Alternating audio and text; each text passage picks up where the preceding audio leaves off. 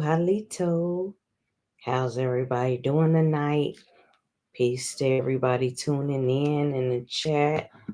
Peace, peace, peace. All right, so this is an impromptu. I'm just going with the flow. I'm just going with the flow of the spirit. And I felt compelled to do this video.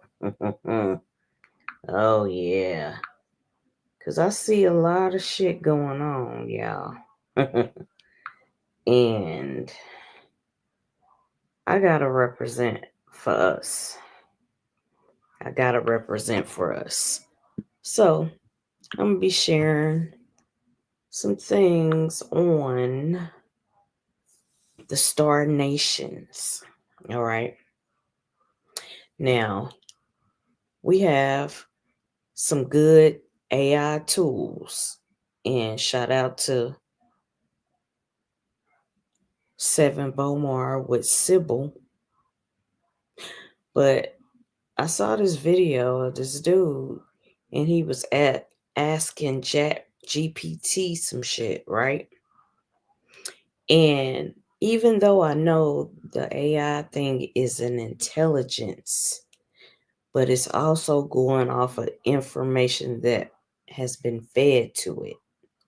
So I wanted to shed light on the Americas, the tribes of the Americas that have oral tradition stories about being descendants of the Star Nations, being descendants of the Star Peoples. All right. These are ancient oral tradition stories from the Americas. So I'm going to focus on that. Yes, we've been hearing about the stories from Alkebulan. And I always reference this on my channel, y'all. I always reference the Hopi Propheies and the Dogon, how they have this superior spiritual knowledge, the Hopi and the Dogon. And they talk about the Star Nations, the Star Peoples, right? And they're from other parts of the world, other parts of the earth. You got the Hopi from the Americas, and you got the Dogon from Alkebulan, what people call Africa today. So I'm going to unpack some of this on the Star Nations. Shout out to everybody that's going to tune in to this. You're going to tune in. I appreciate you. All right, so my disclaimer is up because I'm going to be sharing some shit, and I got my disclaimer up just so it is shown, it is available for everyone to see that will tune in. All right. So, all right, let's get started. Now, I was going to give some people time to come on in. I saw a couple of people show up. I'm going to give them a little time to come on in. Just a second.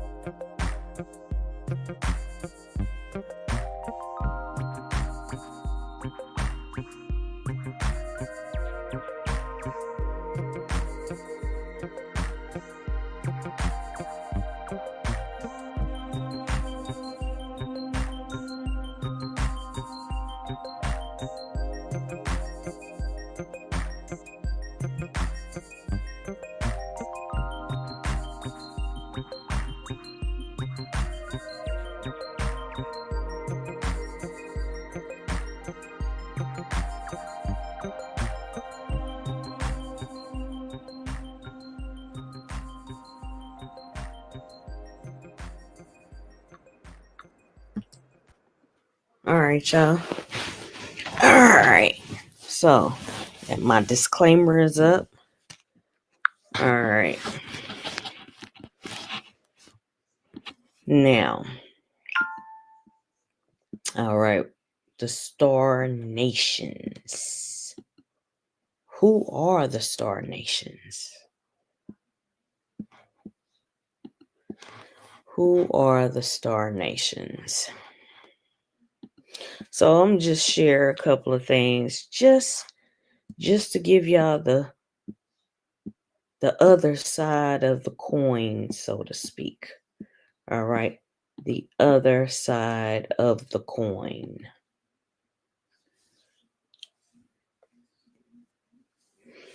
All right. Now, so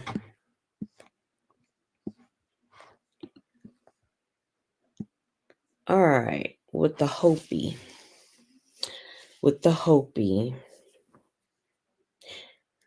Now, okay. The dude's video, he was interviewed on Black Magic 363 and I Rocks with Brother Rich. All right. Now, he had the dude as a guest on there, right? And so he had asked Chat GPT about where did melanated people come from. Basically, it said we came from the stars, and then it talked about how our ancestors manifested here on the earth realm, right? And it mentioned a name. It was given planets, Sirius, Andromeda, and where the Lyrans come from.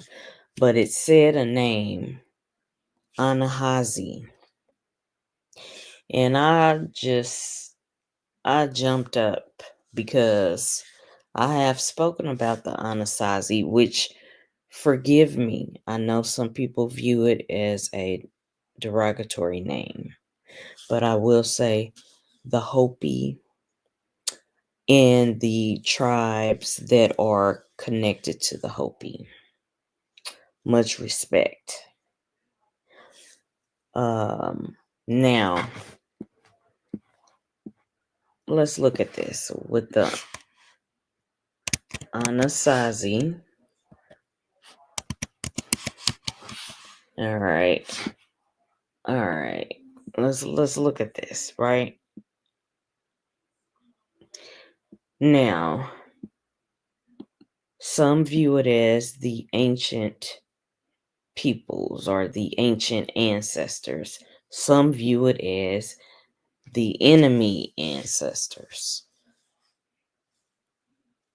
Now, the Hopi people are descendants of the Star Nations, the Star people. The term Hissat Sinum, meaning ancient peoples, right?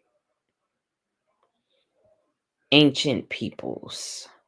Okay. Now, they would view, I'm going to just show y'all this, right? I'm going to show y'all this. All right. So this is what the AI overview is. All right. This is what the AI overview says. The word Anasazi is a Navajo exonym, a name given to a group by outsiders. This was used to refer to ancestral Puebloans who lived in the Colorado Plateau region between roughly 81 and 1300. All right. The Hopi preference is Hisat Sanam. The Hopi people who are descendants of the ancestral Pueblans prefer this term to describe their ancestors, as they find that this term Anasazi is offensive because it implies as an enemy relationship, right? But get the gist of it, right? Let's get the gist of it. The ancient peoples, the ancient ones. All right. Now, melanated people came from the melanated people today came from the ancient ancestors, the ancestral people. So, various tribes, indigenous in the Americas and Alkebulan, talk about the ancient ones, the ancient people, your ancestors. Is about giving reverence to your ancestors. And there are stories about the star nations, all right? Now, let's go back to this, and I'm going to share, all right.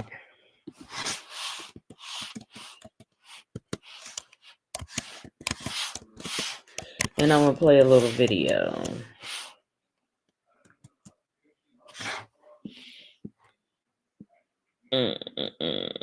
In this video, I really love this video, y'all. It's from Old. And I wonder where this dude is. The big head scientist.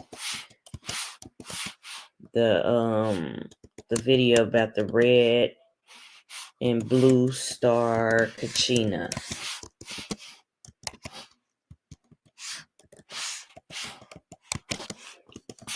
All right, I'm about to pull it up, y'all.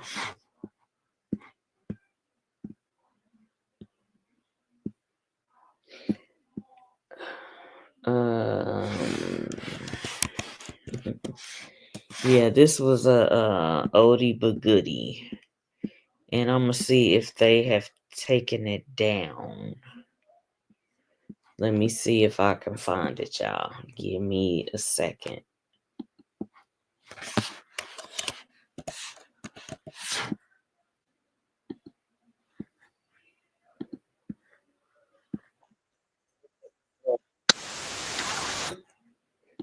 I hate these commercials, but yeah.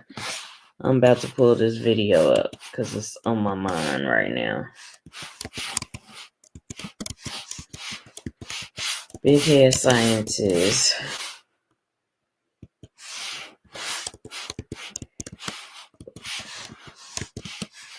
The red and blue Kachina. Okay. All right. So, this is my disclaimer. This is under Section 107 of the Copyright Act 1976. Allowance is made for fair use for purposes such as criticism, comment, news reporting, teaching, scholarship, and research. Fair use is a use permitted by copyright statute that might otherwise be infringing. Nonprofit education or personal use tips the balance in favor of fair use. All right, y'all.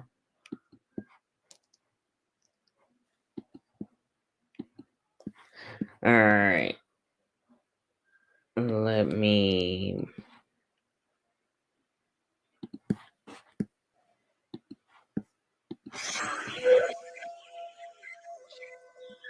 first shout out to the big head scientists for making these animated videos because I fucking love them. I've been loving them forever. All right, y'all. How? Peace, my people. I am Chief Black Hawk Thunderbird Talon. I am an elder of a confederation of Native American tribes including the Yamasee, Washita, and Shoshone peoples. I am speaking to you today from atop of our ancestral mound in the golden city of Wahani. There are 5 prophesied safe areas, which are called golden cities, in the United Also, when I talk about the ancient peoples, the ancient melanated peoples are the mound builders. And y'all heard what he said. He's talking to y'all from on top of the mound. Even though this is an animation, get what he's saying. All right. Just take the good shit. Wahani. There are 5 prophesied safe areas, which are called golden cities, in the United States, which are havens of spiritual growth that amplify spiritual development and consciousness, and play a significant role in humanity's evolution during this time of change. These golden cities, these cities of light, exist at the convergence of ley lines, of electromagnetic energy on the Earth, and facilitate transcendence from the 3rd, 4th, and 5th dimensions for ascension. The 5 golden cities were channeled and drawn on the I Am America map. The 5 golden cities are 1. Wahani, in the southeastern United States area of Georgia, 2. Malton, in the midwestern United States area of Illinois, 3. Clama, in the southwestern United States area of Colorado, 4. Gobin, in the western United States area of Arizona, and 5.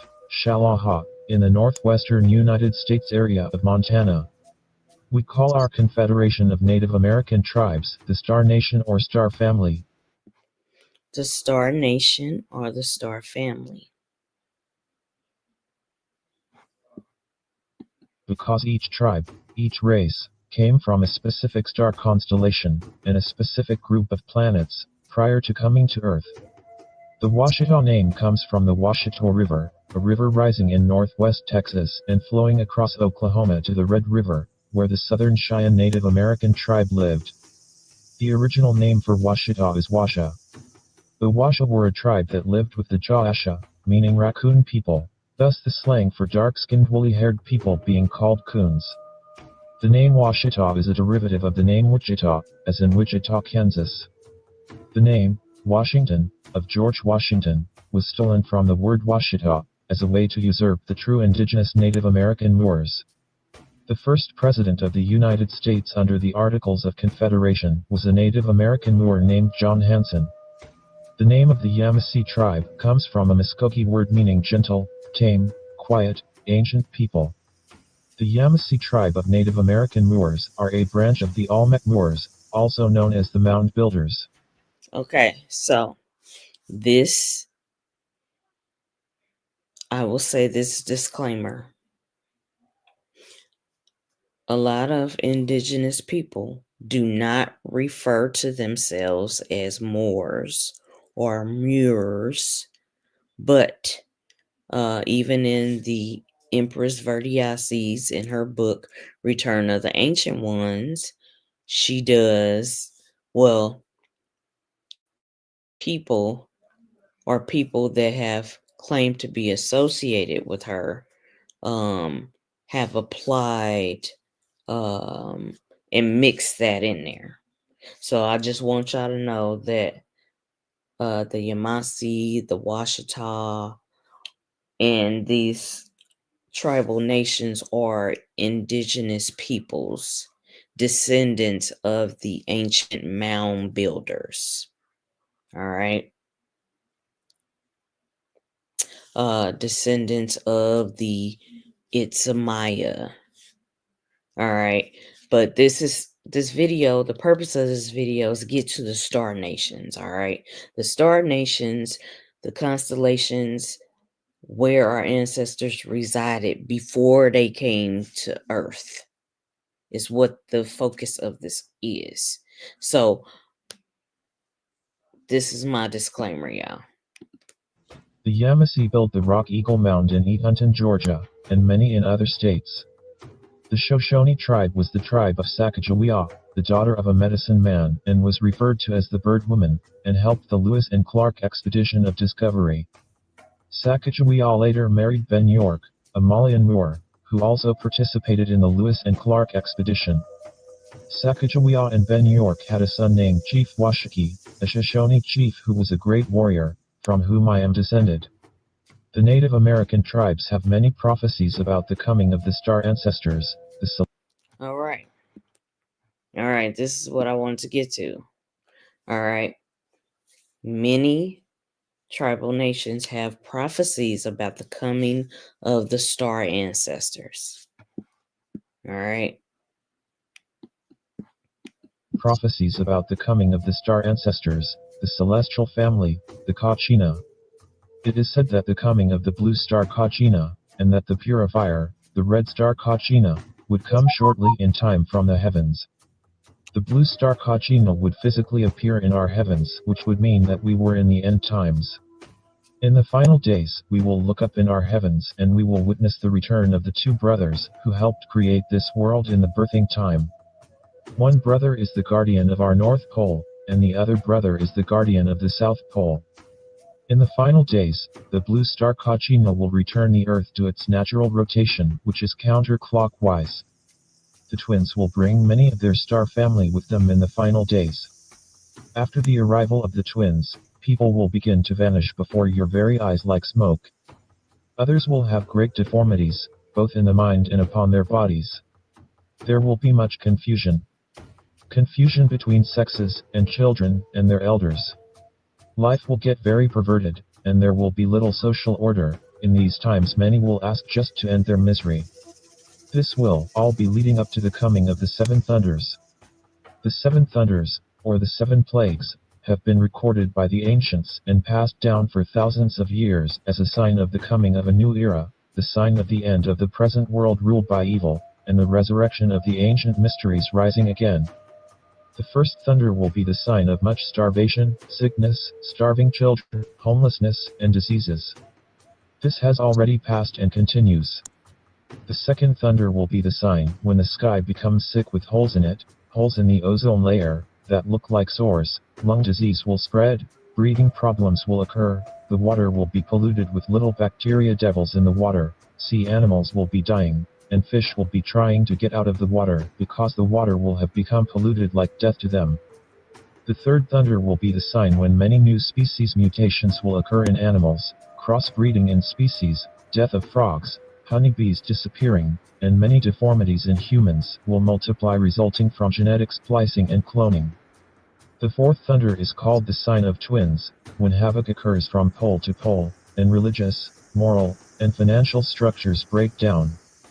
The fifth thunder will be marked by the death of four great people, followed by floods, lightning storms, tornadoes, landslides, hurricanes, hail in the summer, forest fires, children killing their parents, rampant insanity, and murders will increase, and there will be an upsurge in exotic drug addiction. The sixth thunder is when changes will occur, the star people will return following the signs in the skies, new planets will be discovered, new galaxies, meteorite storms, climatic alterations, global warming, and a total disregard for present world governments, leadership, and politics will lead to spiritual revivals and the presence of the divine. This is where we at now. I'm going to let that last part play again.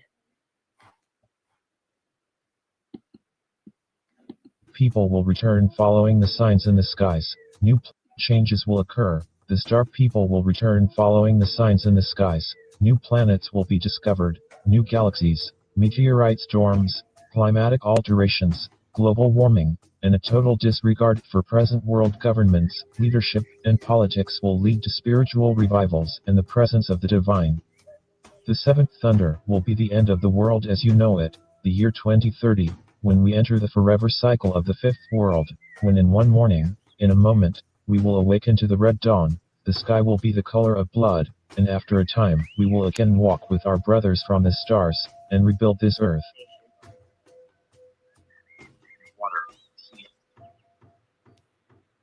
And see how he's on a mound, the ancient mound builders. So this video is about the prophecies of the star nations, the star peoples. All right. And then the first peoples are melanated people who are our ancient ancestors, our ancient mound builders. So this video is just an example of, especially the seventh thunder that talks about current events, what's going on in the world right now. All right. And that this is an awakening time for the descendants of the ancient ones. All right. So this video is just an example. I did show my disclaimer. This is for educational purposes only. Educational purposes only. All right. That's why I shared that video. Dodge the hijack and the different words, but get the gist of it. So we're going to go over things about the star nations, okay? We're going to go over that. The stories about the star nations. A lot of tribal nations have stories about the star nations. So, just a second. I'm about to pull this up real quick. All right. So, we're talking about the prophecies of the Hopi. Now, on my channel, I have talked about the Hopi Propheies and the Dogon, how they from two different parts of the earth, the Americas, and then you have Alkebulan. But they had this knowledge, this higher spiritual knowledge about where our peoples come from. All right, there you have the star nations, okay? So, let's dig into this. All right, let's dig into this. So this is the blue and the red star Kachina, right? So we're gonna dig into this right here.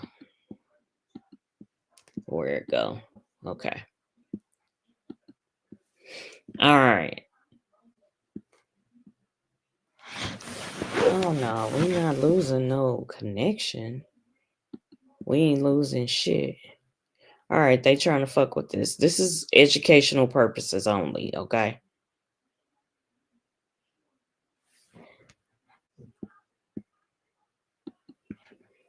All right. This is for educational purposes only. Let's do this again. All right. Because they trying to fuck with my live. But you not going to do it. All right. Okay. Here we go.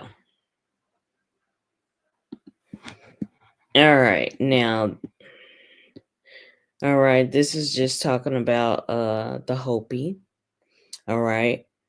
Which are, like I said, they don't like the word Anasazi, but we're going to examine that from another perspective, all right? Now, this is about their prophecies, all right? All right. All right, so they call themselves the peaceful people, all right? It is shortened, the name Hopi is shortened, a form of the title to what they have called themselves, Hopi to Sinam, the people of Hopi. Hopi is a concept deeply rooted in the culture's spirituality and its view of morality and ethics. To be Hopi is to strive towards this concept, but one never achieves this in life, they say. This concept is one where you are in a state of total reverence and respect for all things, to be at peace with these things, to live in accordance with the teachings of Masa. All right. And it just talks about where the Hopi resided today in northeast Arizona at the southern end of the Black Mesa. A mesa is a name given to a small, isolated, flat-topped hill, all right, with three steep sides called the first mesa, the second mesa, the third mesa. On the mesa tops are the Hopi villages called pueblos. The pueblo of Arabai, forgive me for mispronouncing that word, on the third mesa started in 1050 and is the oldest in North America that was lived in continuously. All right.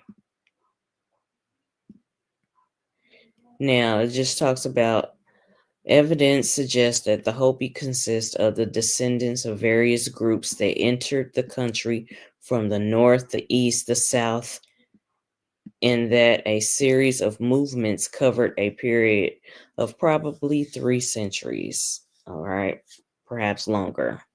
All right, their ancestors, the Anasazi, appear to have been related to the Aztecs of Mexico, they say.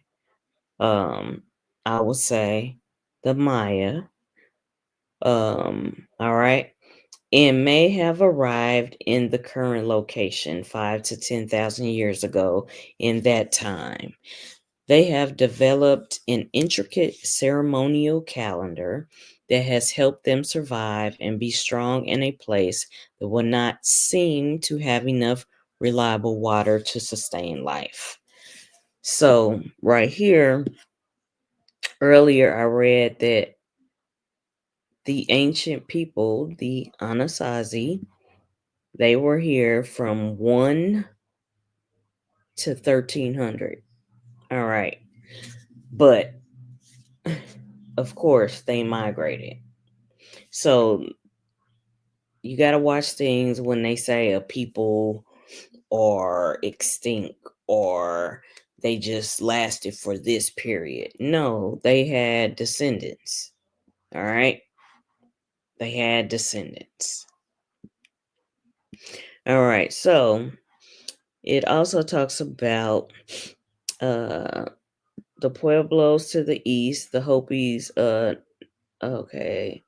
They never actually had a single group identity. They were independent villages sharing with the Zuni and other Pueblos a basic culture and view of the sacred, all right, while sharing among themselves their own Uto Aztecan, a language base, all right.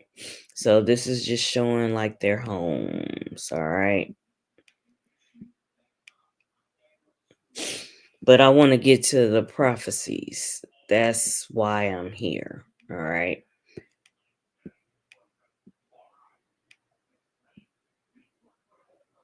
Let me get to that, okay. Economy crafts. All right, let me get to the prophecies. All right. Okay, so this is dealing with spirituality, right? So let's look up this. All right. This is just an impromptu video, y'all.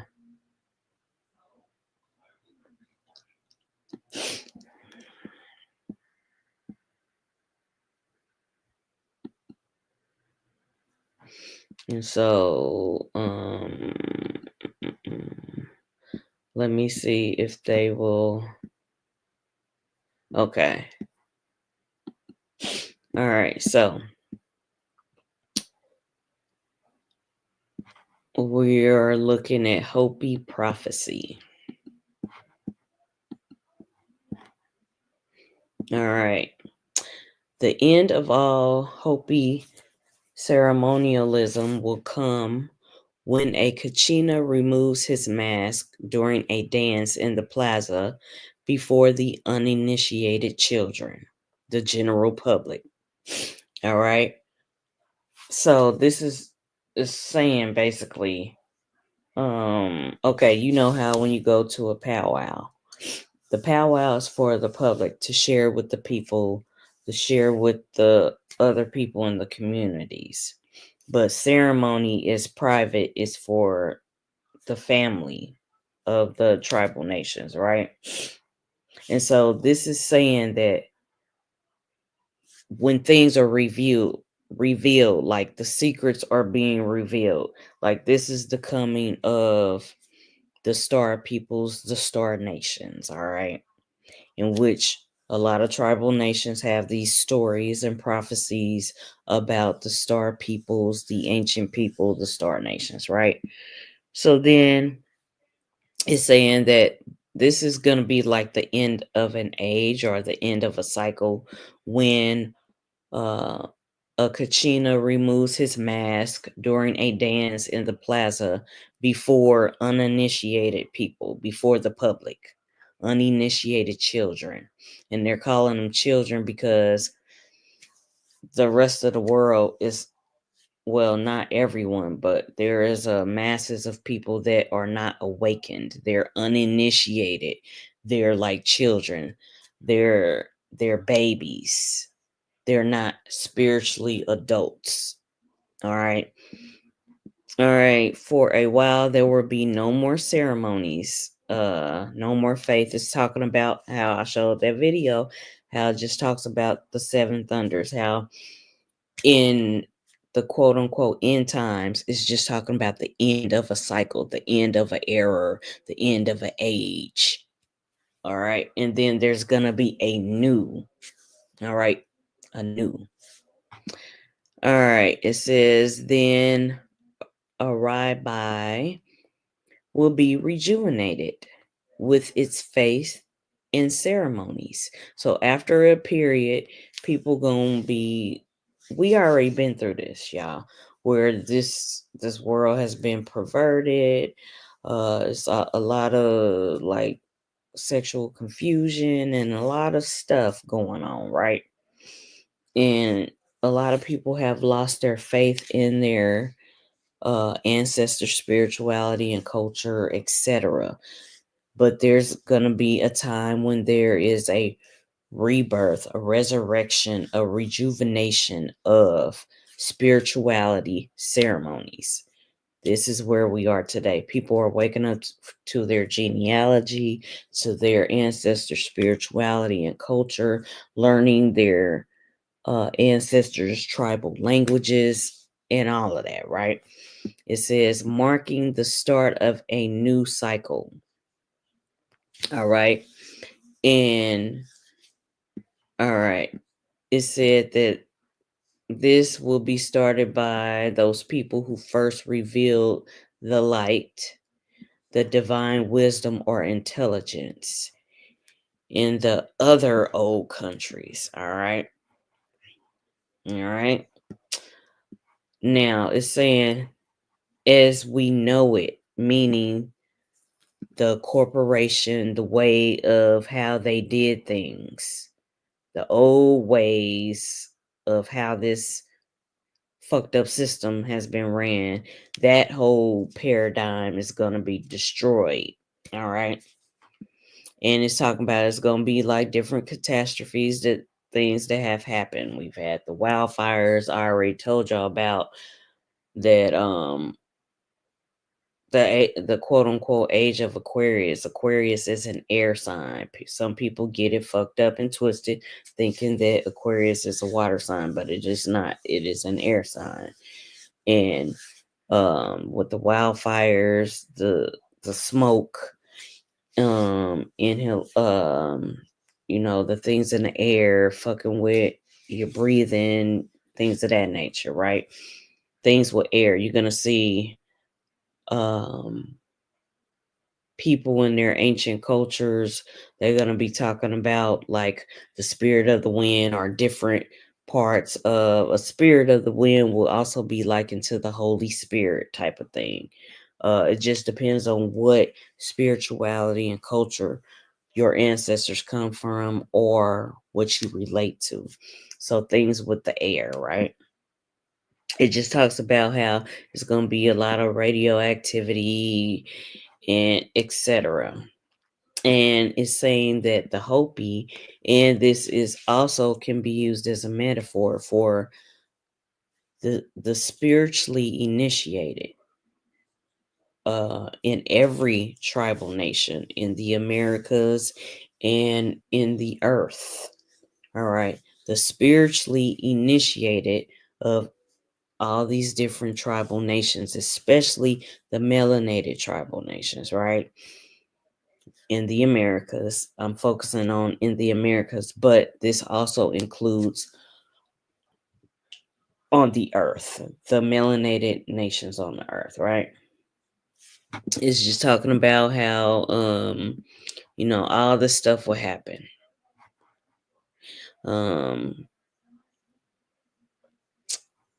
It talks about materialism, etc.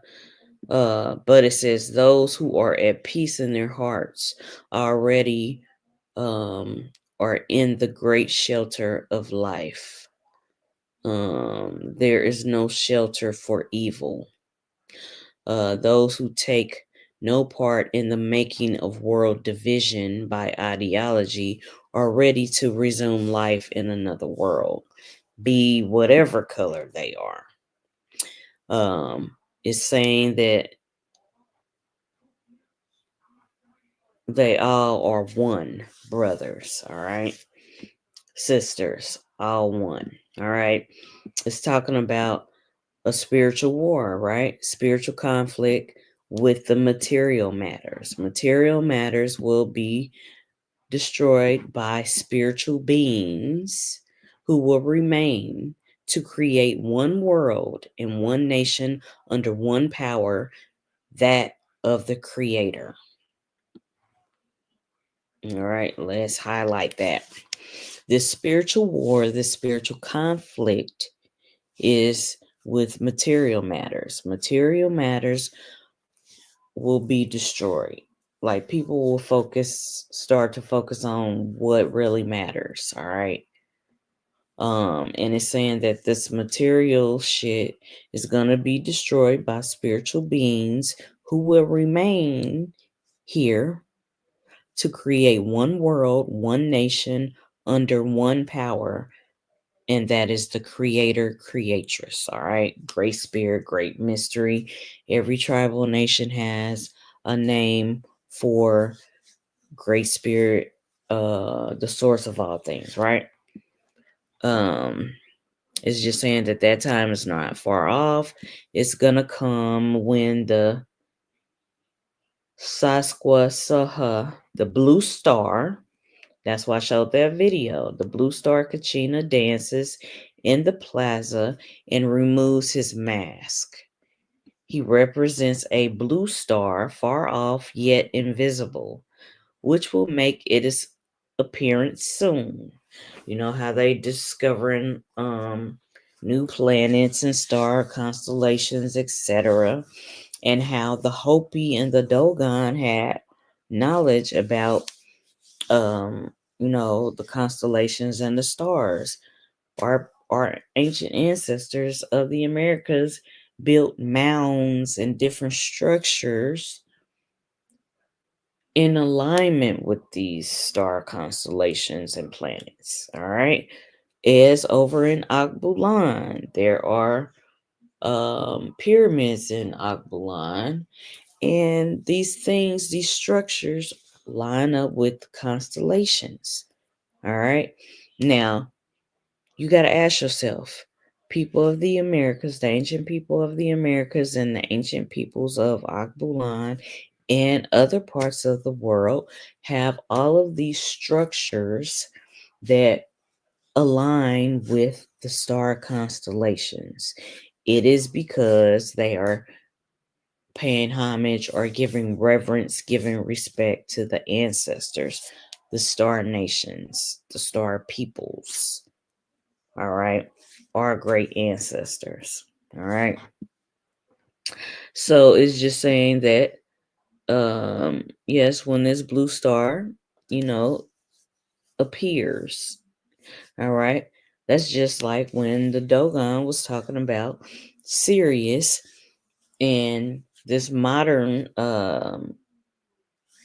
science generation, they didn't even know about Sirius, but the Dogon knew about it, and the Hopi knew about this. So, and I'm gonna reference them a lot because you got one from the Americas, one from Akbulan. We'll just say the diaspora. all right?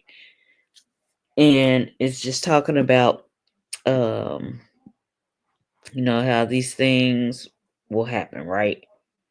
And then it talks about it did talk about like how in 1914 uh okay, they had this ceremony, the Woo Woo Chim ceremony, all right? And it was sung in 1914, 1940, and all of this stuff happened, right? All this corruption, contamination, etc. of ceremony and rituals. Like when other people started mixing with us, our ancestors, and bringing their practices, some things got contaminated. Rituals and ceremonies got contaminated, right? You can examine many tribal nations. And when the colonizers started infiltrating and marrying in, they started corrupting, contaminating rituals, ancient rituals. All right. And then some of them um, have wanted to exclude the descendants of the ancient ones, the dark skinned indigenous peoples, whether in the Americas or from the diaspora, including Alkebulan. Okay. So it just talks about how evil has been spread over the world. The same song was sung in 1961 during this ceremony, right? And it's talking about it says, the emergence to the future fifth world has begun. It is being made by the humble people of little nations, tribes, and racial minorities. So, the dark skinned indigenous tribes, from the very dark, the misnomer black people that are descendants of dark skinned indigenous peoples, is talking about that basically they are waking the fuck up, all right? And they're going to be embracing ceremony and spiritual practices of the ancient ones, the ancient peoples, their ancient ancestors, right?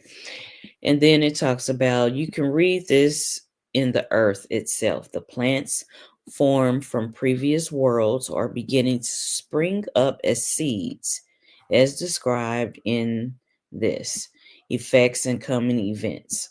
This could start a new study of botany, all right?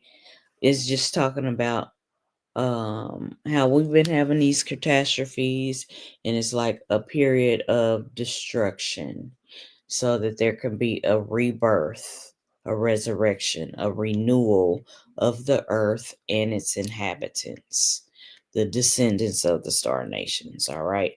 Beginning with the what they call the misnomer minorities, dark skinned indigenous peoples, all right? Um, they're called misnomer black people, misnomer Native American, when it is your various tribal nations, American Indian, indigenous, dark skinned people, etc. Right? Yeah, I get my point. So it's saying that basically the earth is gonna be renewed and restored. All right.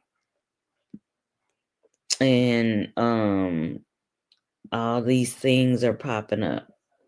And it has said that even in that video, it was just saying that the spiritual beings are gonna come. Right here it said, there are gonna be the spiritual beings who will remain to create one world, one nation under one power, that of the creator, creatress, great spirit, great mystery. All right. So this is talking about the fifth world. All right.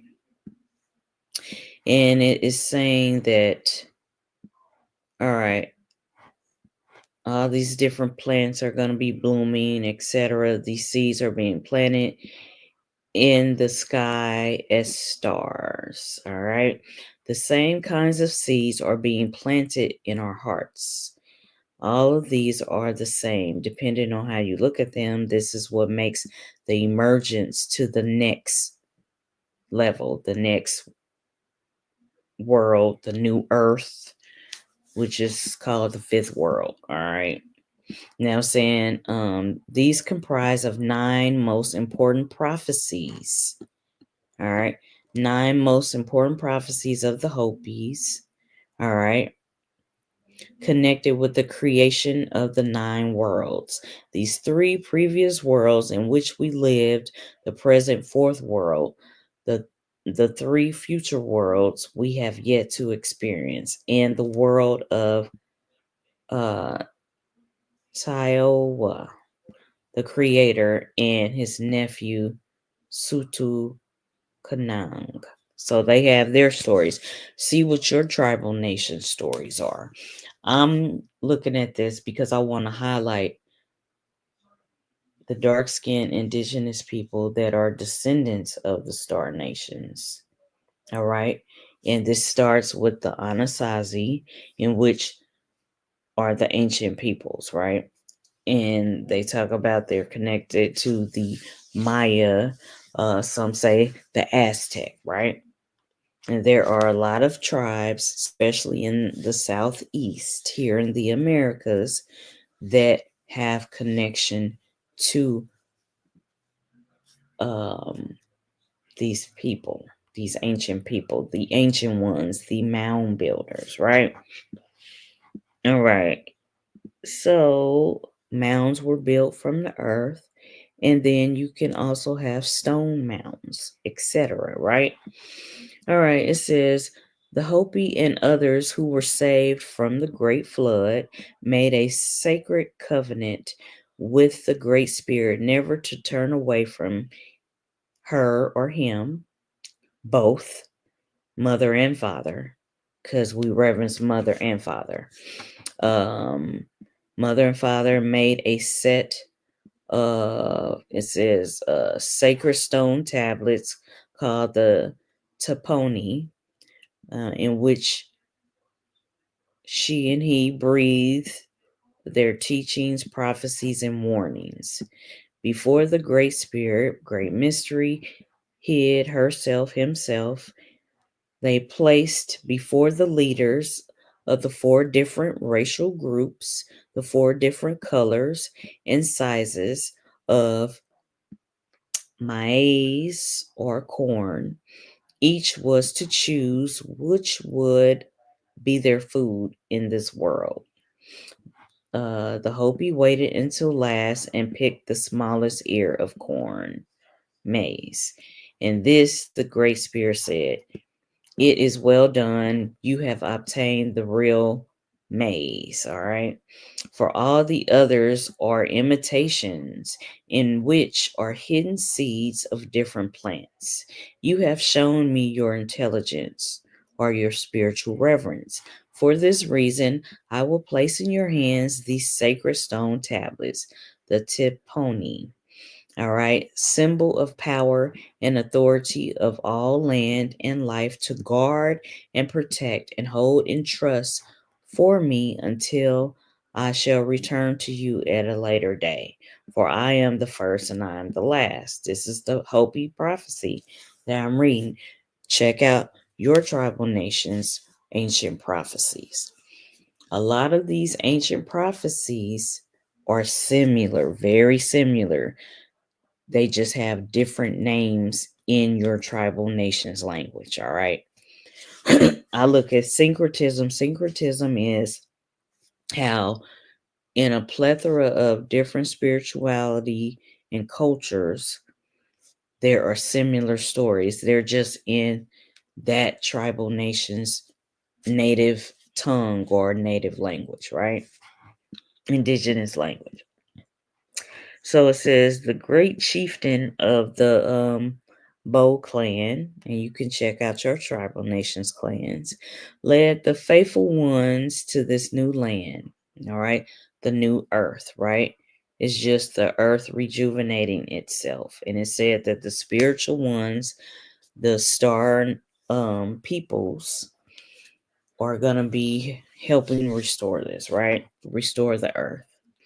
And the descendants we will do our part, right?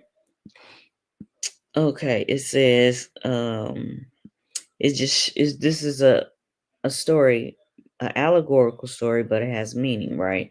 It says but he fell into evil ways. His two sons scolded him for his mistake, and after he died, they assumed the responsibility of leadership.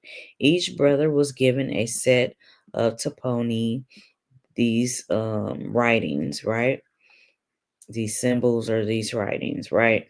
Both were instructed to carry them to a place to which Great Spirit directed them. The elder brother of the shining light, okay, a shining one, all right, a spiritually in tuned one, all right, was told to go immediately to the east towards the rising sun, and upon reaching his destination, to start back immediately to look for his younger brother, who remained on, they call it Turtle Island.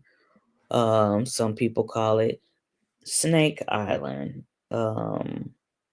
Now, I have touched on a book, y'all, Return of the Serpents of Wisdom, which refer to it as the land of the serpents or the land of the snake, etc. All these derivatives, because it's talking about it's allegory for spiritual people, descendants of the great star peoples, the star nations, the true spiritual beings, right?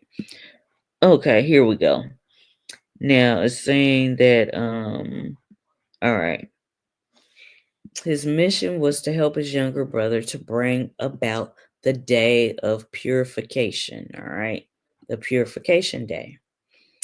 These allegorical stories have a message, at which time all evildoers will be punished or destroyed, after which real peace, real sisterhood, brotherhood, and everlasting life will be established. The elder brother will restore all land to his younger brother. Okay, it's just talking about the ancestors and the descendants, so to speak. All right, it says, from whom the evil one among the white men had taken it, um, or the colonizers have taken it. It said the elder brother of the shining light, the shining one, all right, also would come to look for these tablets or these writings with these symbols and fulfill the mission uh, given to him by Great Spirit. It says the younger brother was instructed to travel throughout the land and mark his footsteps as he went about. Both brothers were told that a great white star would appear in the sky. When that happened, all people would know that the elder brother had reached his destination, had fulfilled his life's purpose, what Great Spirit had him do, right? Thereupon, all people were to settle wherever they happened to be at the time, there to remain until the elder brother returned. All right, so the Hopi settled in the area now known as the Four Corners, where the state lines of Arizona, New Mexico, Utah, and Colorado meet. They lived in humble simplicity, and the land produced abundant crops. This area is the heart of Snake Island, some say Turtle Island, and of Mother Earth. All right. There's some sacred places over there. All right. It's sacred places at all four corners of the earth, or all four corners of every continent. sacred places, and there are sacred teachings from tribal nations from all four corners of each continent and the four corners of this earth, right? And it says the microcosmic image and the microcosm of the entire planet. So the inner and the outer. All right, each Hopi clan uh, perpetuates a unique ceremony. So find out what your tribal nation's unique ceremonies are. And the ceremonies together maintain the balance of natural forces of sunlight, rain, winds, and reaffirm the Hopi respect for all life and trust in Great Spirit. All right. So check out the unique ceremonies of your tribal nations. All right. And one of the great laws really is kind of like very, very important is balance. All right. So it's just talking about this is gonna basically when you return to your ancestors spirituality and culture uh and you being in this evolved state that basically and you start doing the ceremonies, there is gonna, excuse me, be a balance of natural forces. It's gonna be a balance on the earth, right?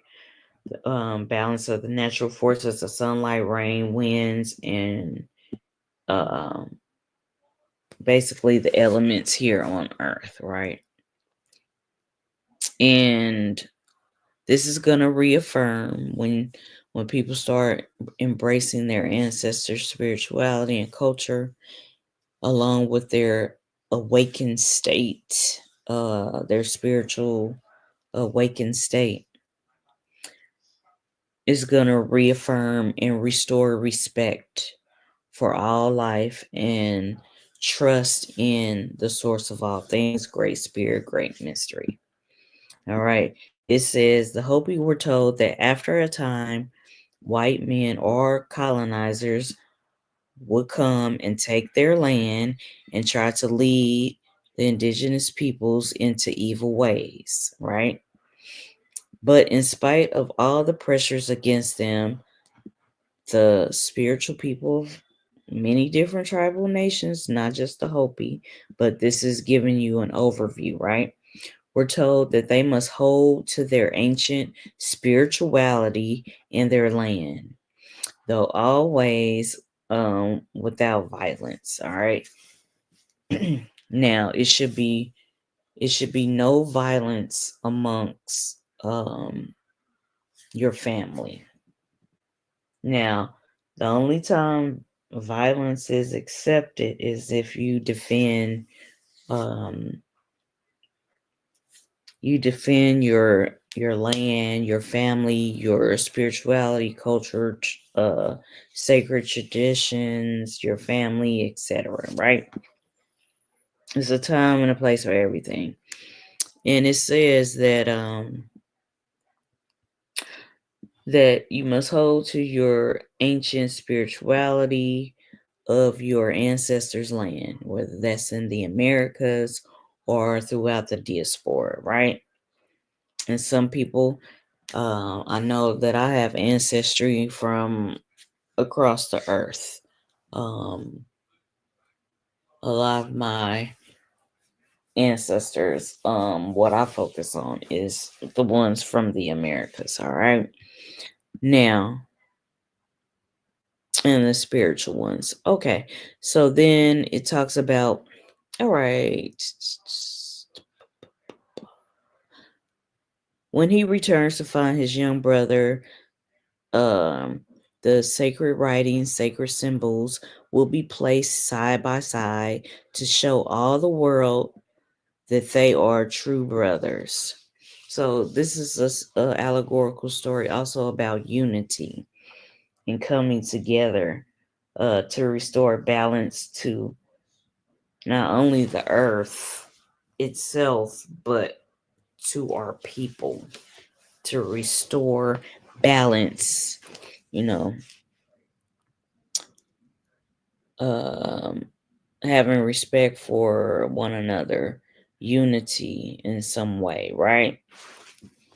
Now, then it talks about there will be a great judgment that will take place, for the elder will help the younger brother to obtain real justice. Oh, justice is going to be taking place. All the land that was stole, for all of everything that was stolen, um, things are going to be restored, right? That's real justice that's going to happen for all Indian brothers and sisters. And Indian brothers and sisters is talking about um, indigenous peoples, all right, who have been cruelly mistreated by the colonizers or by the colonizer white men since they came to Snake Island, or some people may call it Turtle Island. All right. Now it's talking about the transformed elder brother, the true light brother. Is just when it says white right here in this aspect, it's talking about the light. All right. Will wear a red cloak or a red cap, similar to the pattern on the back of a horned toad. He will bring no religion but his own, and will bring with him the sacred writings, sacred tablets, etc., with the sacred symbols, sacred language. He will be all powerful. None will be able to stand against him. He will come swiftly and in one day gain control of this entire continent. This is an allegorical story. So check out the allegorical stories from your tribal nation. But it's just basically talking about those who restore the teachings of their ancestors and follow the good practical ones, right?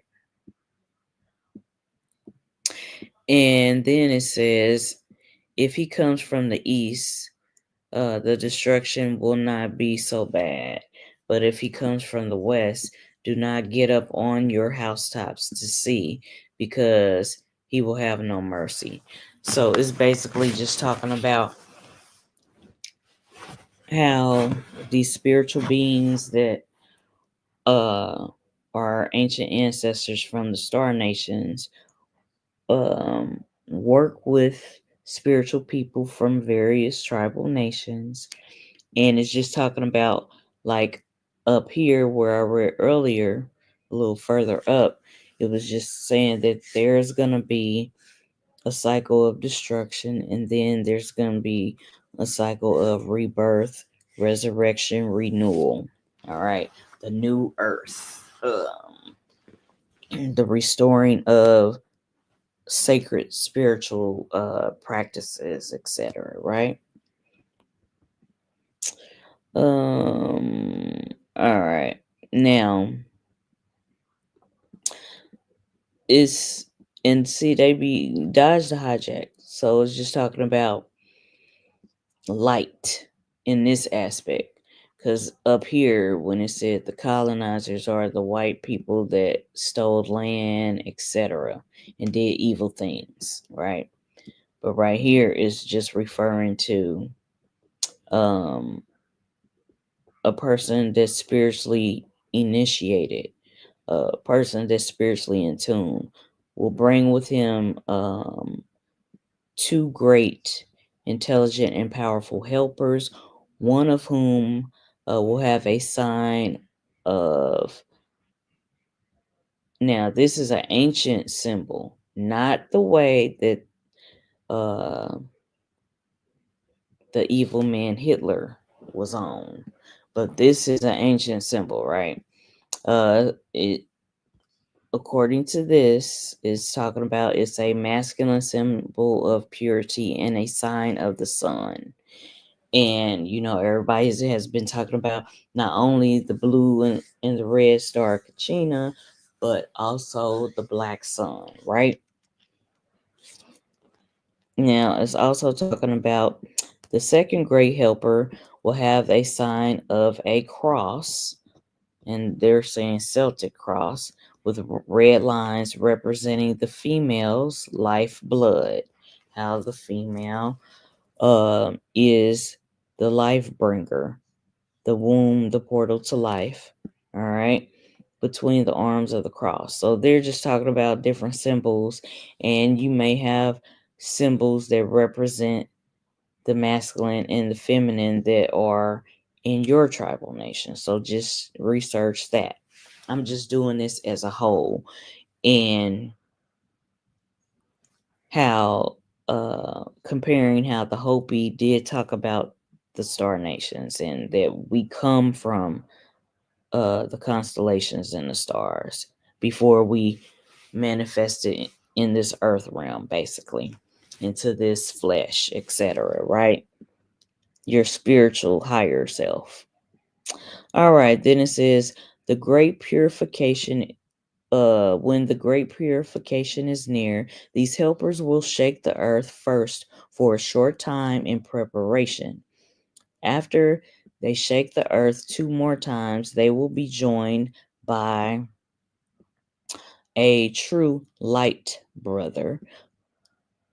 And this could be a sister who will become one with them and bring the purification day to the world.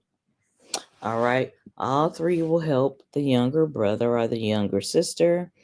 In the Hopi, they refer to this and the other pure hearted people to make a better world. So it's about being spiritually in tune, having a pure heart, etc. There's a time for everything. There's a time to uh, have war and battle, self defense, and then there's a time for peace. It's time for everything, right?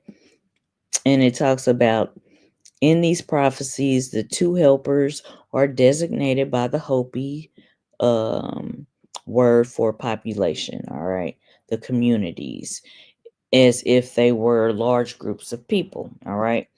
It says the Hopi were warned that if these three great beings, because they're talking about these spiritual beings, right? The star peoples, right? Returning. All right. Some stories talk about one returning, etc. But it's like a representative from um, each tribal nation, star nation, tribal nation, if you will. All right.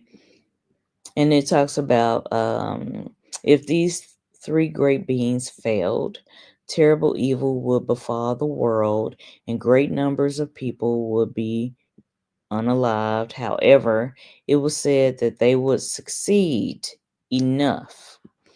Hopi remained true to their ancient spirit of their people. So you have to know what the ancient spirit of your people are, your tribal nations, right? And the average person has several tribal nations in their bloodline. All right. You go with the one that spiritually speaks to you. All right, it's your ancestor spirituality and culture. If it speaks to you and you embrace it and flow in it, our indigenous peoples, our ancestors were about balance, and they had morals. All right. They are not the enemy, how the colonizers had deemed our ancestors as, you know, devil worshippers and all that shit. No, they had pure hearts and they had morals, right? And they had stories that predate Abrahamic religions. Let's put that on record, right? Okay, it's saying, okay, that if they would succeed enough, Hopi remain true to their ancient spirit of their people. So if you remain true to the ancient spirit of your people, um, the true spiritual brother, I'm gonna just use spiritual brother. I've been saying light in this aspect, and his and her helpers will show the people of the earth a great new life plan that will lead to everlasting life. The earth will become new and beautiful again with an abundance of life and food because the colonizers done destroyed a lot of shit, right? Anyway, so those who are saved will share everything equally. There will be balance. All races, it says all races will intermarry and speak one tongue and be a family. All right. It's saying people will be on one accord. Um, they will speak one language, and that could be spiritually, mentally, and physically. But it's talking about becoming one, like unified, like respecting, you know, different tribal nations. As long as everybody, has their spirituality, culture, your food, your resources, your community, everybody is just respectful of each other's type of shit, right? And then it talks about the Hopi prophecy states that after this battle, that what they call war number 3, it said it will be started by the people who first receive the light. Okay, in these places. All right, it says so Hindustan, which is called India, Alkebulan, or the diaspora, now called Africa, and these other places. All right. It says that the Hopi prophecy says when the war comes, um, the corporation, the U.S., meaning the foul way things have been ran, all that shit, that way of life is gonna be destroyed by girds of ashes, which will fall to the ground, boiling the rivers and burning the earth, where no grass will grow for many years, and causing a disease that no medicine can cure. This can only mean, something, nuclear, etc. It says no other weapon causes such effects. They talks about these shelters will be useless, etc. Those who are at peace in their hearts already are in the great shelter of life. So, great spirit shelter, right? There is no shelter for evil. Um, it talks about when the Sakwaha, the blue star Kachina, dances in the plaza and removes his mask. The time of the great trial will be here. The Hopi believe that only they will be saved. And there are a lot of groups that believe only they will be saved. But it also goes on to say that good hearted people, pure hearted people, people with morals, they will be saved. It said that basically up there. All right. And then it says the Hopi also have prophesied that the Snake Island, some people call it Turtle Island, could turn over 2 to 3 times and the oceans could join hands and meet the sky. Like the shit could turn upside down.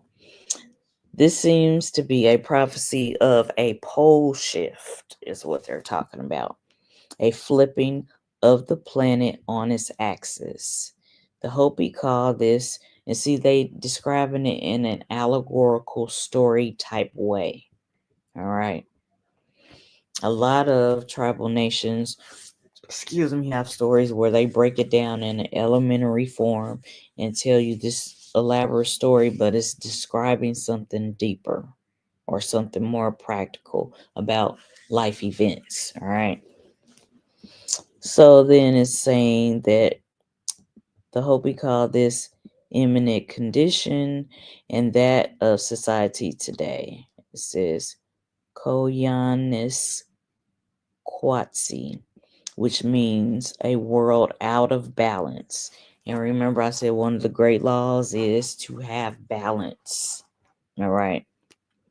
A state of life that calls for another way. So when things are out of balance, when it's chaos,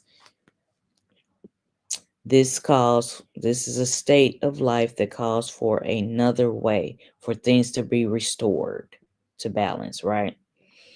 Then it says the following extraordinary Hopi prophecy was first published in a mimeographed manuscript that circulated among several churches in 1959. Some of these prophecies were published in 1963 by this person in the Book of the Hopi.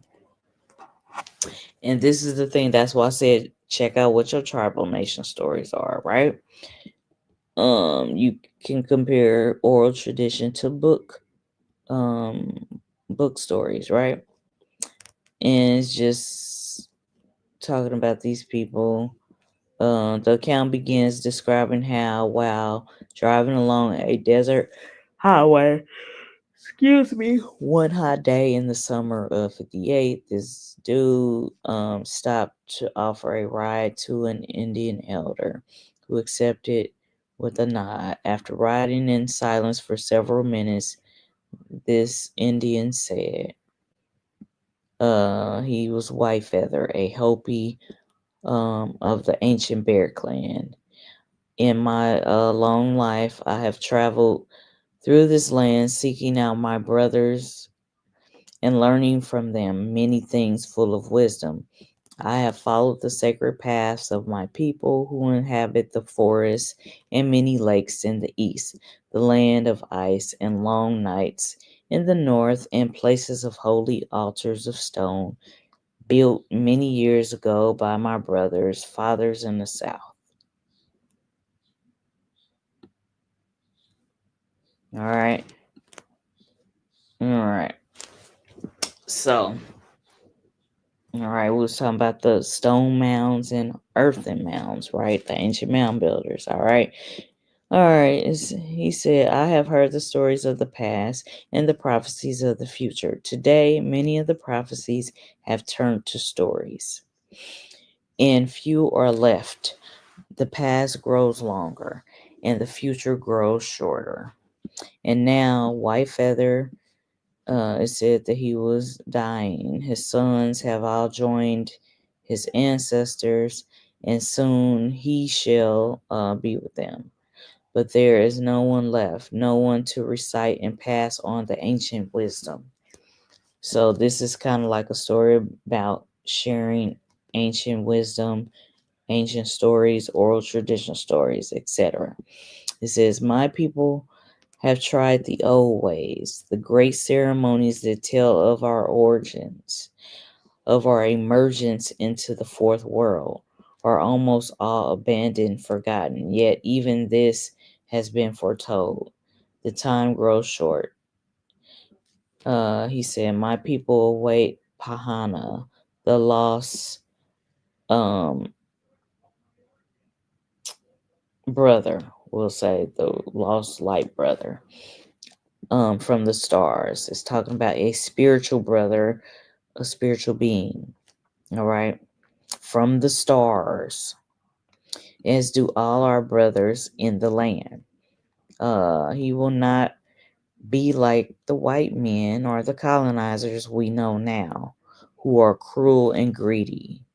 We were told of their coming a long time ago, right? But still, we await Pahana. All right.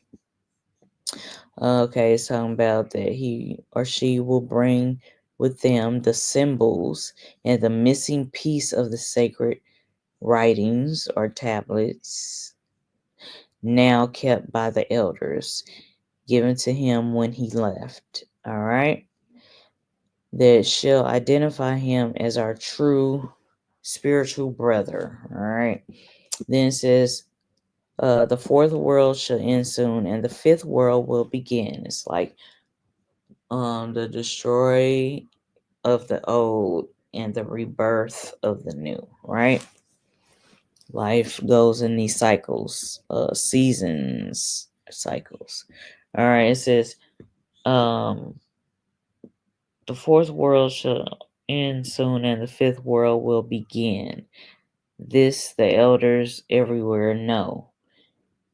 All right, this is important. The elders everywhere know. So, elders from other tribal nations know about this. The signs over many years have been fulfilled, so few are left. This is the first sign. We are told of the coming of the white skinned men, the colonizers, all right, but not living like Pahana.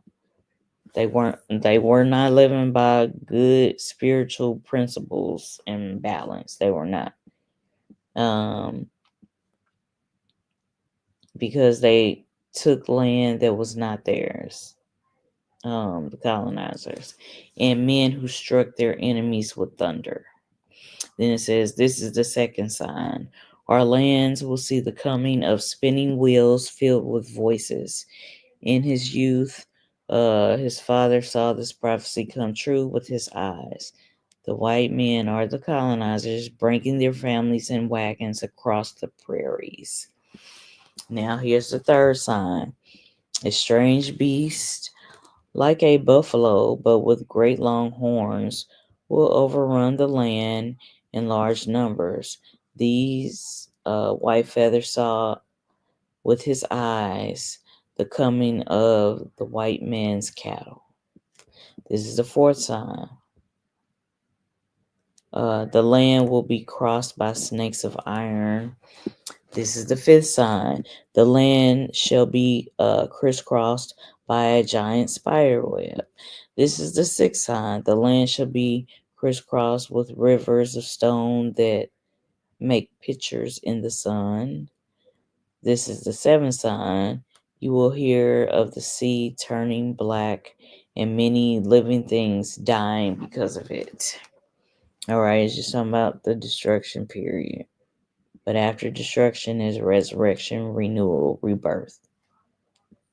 Okay, it says this is the eighth sign. You will see many youth who wear their hair long like my people. Come and join tribal nations, all right? This is like the time where people are waking the fuck up, doing their genealogy, embracing their uh, indigenous ancestors' ways, spirituality and culture, etc. Okay. It says, you will see many youth who will wear their hair long like my people. So, having long hair was sacred, etc. The sacred things of your tribal nation. Research them, check them out. All right. They will come and join the tribal nations. People are joining tribal nations, or they are fellowshipping in a community setting with um, their tribal nations. People are learning their ancestors' spirituality, their ways, their culture, their wisdom. And this is the ninth and last sign that you will hear of a dwelling place, excuse me, in the cosmos or in the heavens above the earth that shall fall with a great crash. It will appear as a blue star. Very soon after this, the ceremonies of my people, he said, will cease. All right. These are the signs that great destruction is coming. Um, the world shall rock to and fro. It says the white men or the colonizers will battle against other people in other lands with those who possess the first light of wisdom, meaning the indigenous peoples who uh, possessed the first light of wisdom, spiritual knowledge and wisdom. All right. There will be many columns of smoke and fire, such as White Feather has seen the white man make in the deserts, not far from here. All right. Talking about smoke and fire. Okay. Only those which come will cause disease and a great dying. Um, this is what this is saying. Many of my people, understanding the prophecies, shall be safe. Those who stay and live in the places of my people also shall be safe. All right. So they saying y'all can go up there to them. All right. But you want to go with your tribal nations. Okay.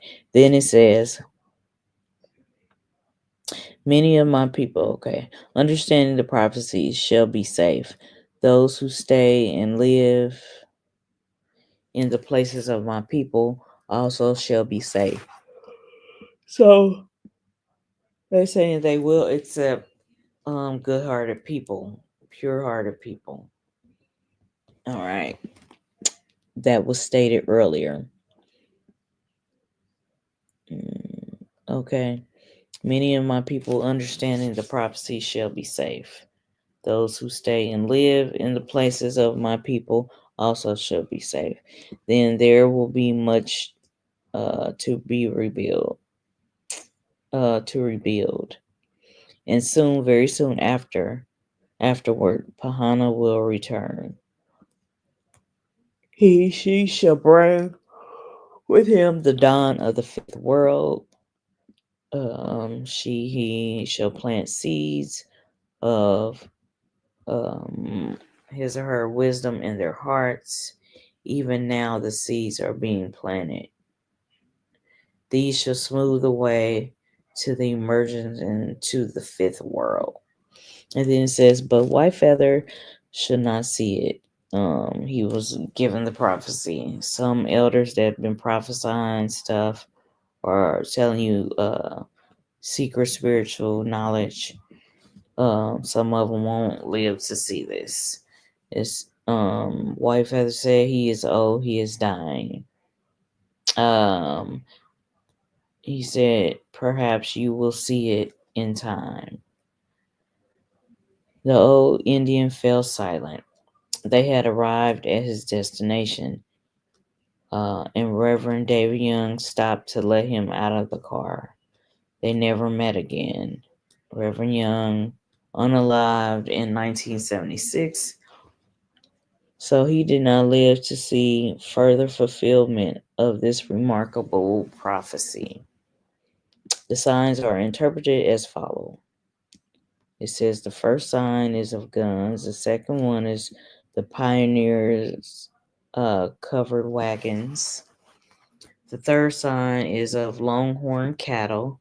The fourth sign describes the railroad tracks. The fifth sign is a clear image of our electric power and telephone lines. The sixth sign describes the concrete highways and their mirage producing effects. The seventh sign foretells of oil spills in the ocean. The eighth sign clearly indicates it indicated the hippie movement of the 1960s. The ninth sign was when the U.S. space station Skylab says which fell to Earth in 1979. According to Australian eyewitnesses, it appeared to be burning blue. All right, another prophecy. Let me see. I got a little bit more. Oh, okay. It's a lot. Let me see. Okay, this one, prophecy warned about when they went to the moon, Apollo 11 mission. Um, They returned with samples of lunar basalt, and this was done. The Hopi warned the balance of natural and universal laws and forces would be disturbed if they did that, resulting in earthquakes, severe changes in weather patterns, and social unrest. All these things are happening today through the course of not necessarily because of moon rocks. The Hopi also predicted that when the heart of the Hopi land trust is dug up, great disturbances will develop in the balance of nature. For the Hopi, Holy Land is the microcosmic image of the entire planet. Any violations of nature in the Four Corners region will be reflected and amplified all over the earth. Then they talk about in 1959, a 6-man delegation. The traditional Hopi leaders led the late spiritual leader Dan Kachung travels to the United Nations building in New York City to fulfill a sacred mission in accordance with one it says in accordance with ancient Hopi instructions. Because their prophetic knowledge, the Hopi leaders felt it was time to go east into the edge of the motherland, where a house of Micah, the USN building, would stand at this time, where great leaders from many lands, from many tribal nations, will gather to help any people who are in trouble. They were to go when the motherland of the Hopi and the other Indian brothers and sisters were about to be taken away from them and their way of life. Was in danger of being completely destroyed by the evil ones among the colonizers by some other Indian brothers who were influenced by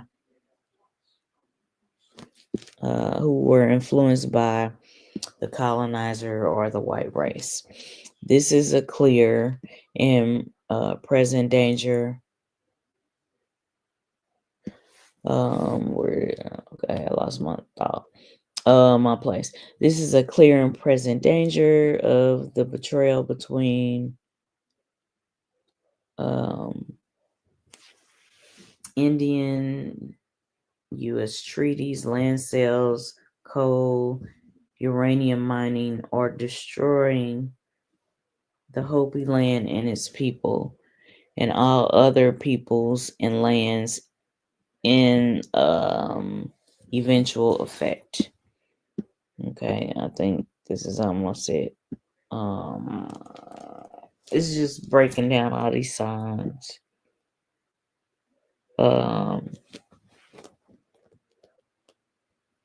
It says the Hopi shield in the lower right corner symbolizes the earth and the four corners area where the Hopi have been reserved.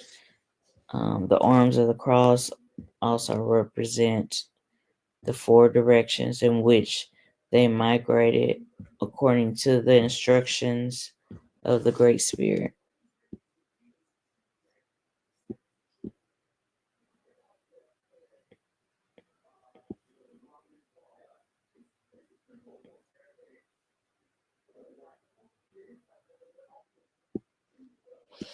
All right, so this is a petroglyph known as the Prophecy Rock, which symbolizes many Hopi prophecies. It says the large human figure on the left is the Great Spirit, the Great Mother, and you see these old signs and symbols, right? Some people adopted them and made them evil. All right, it says this large human-looking figure on the left is the Great Spirit. The bow in his left hand represents his instructions to the Hopi to lay down their weapons. The vertical line to the right of the Great Spirit is a time scale in thousands of years. All right, even when the Maya was talking about the world was going to end, it was just talking about the end of a cycle. And this is also talking about the end of a cycle. All right, the point in which Great Spirit touches the line is the time of his return. Okay, the life path established by Great Spirit divides into lower, narrow path of continuous life in harmony with nature and the wide upper road of the colonizers' scientific achievements. The bar between paths above the cross in the coming of, wait a minute, the cross.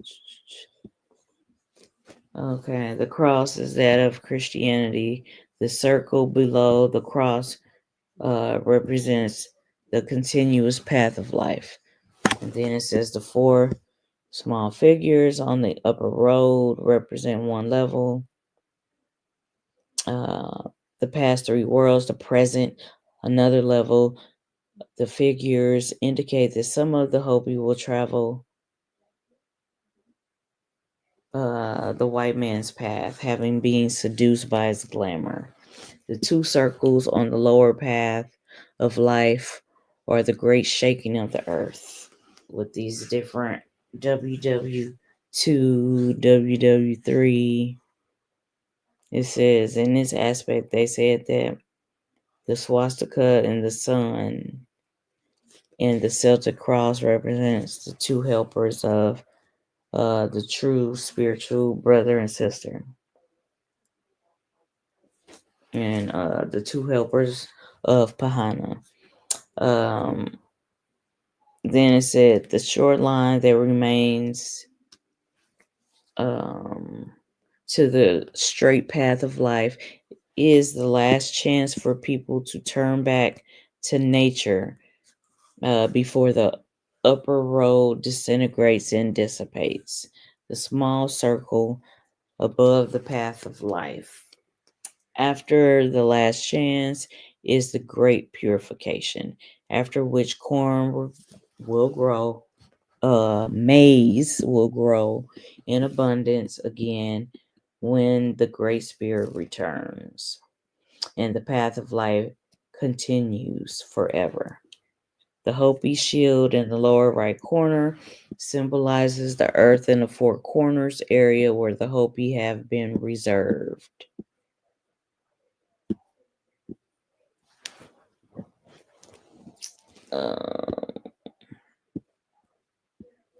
The arms, across represent the four directions in which they migrated according to the instructions of the Great Spirit. All right, so these are just some of the Hopi prophecies. All right, and I will be cutting this short because I'm getting sleepy and I have to go to work. But this is why I want to share this. And where to go?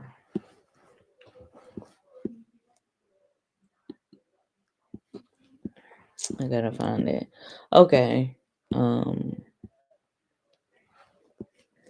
It's just interesting. Very much so.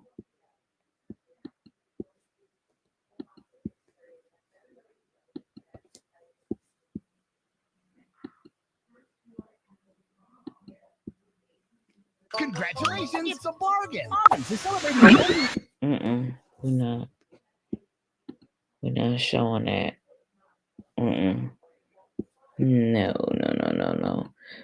Let me go back to this for a second. Just a second.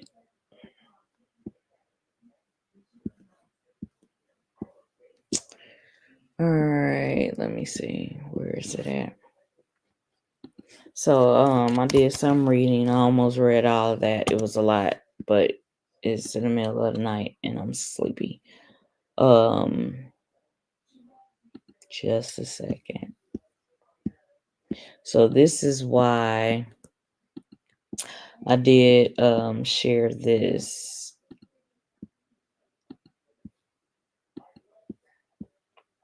And it had the Kachina dolls, the crow mother, and the corn mother, or the corn maiden, the maize maiden, and there's some other ones. This is why I shared that. Where did it go?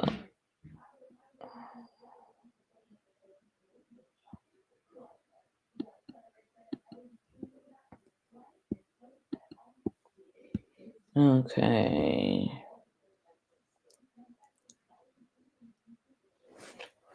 Okay, so another aspect of this is talking about the Hopi.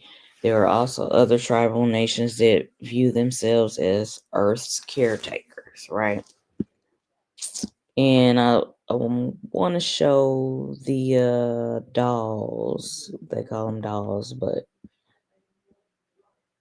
it's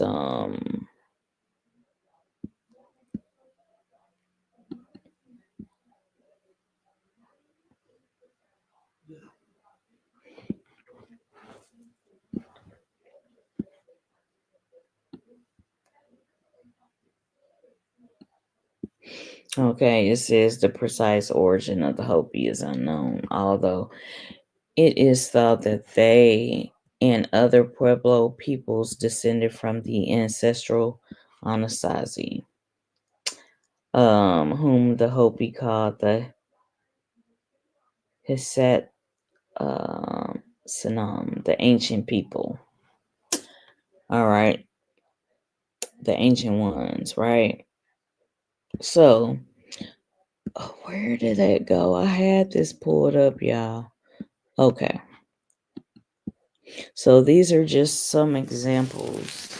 All right. These were carved by the Zuni and Hopi peoples. There are over 300 different Kachinas.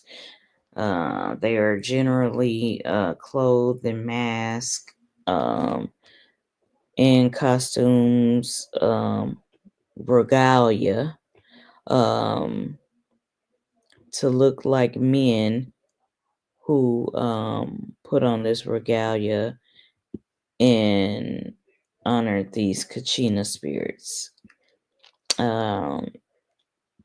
These were given to children to teach them to identify the different parts of the Kachina dolls and the parts that they play in tribal ceremonies.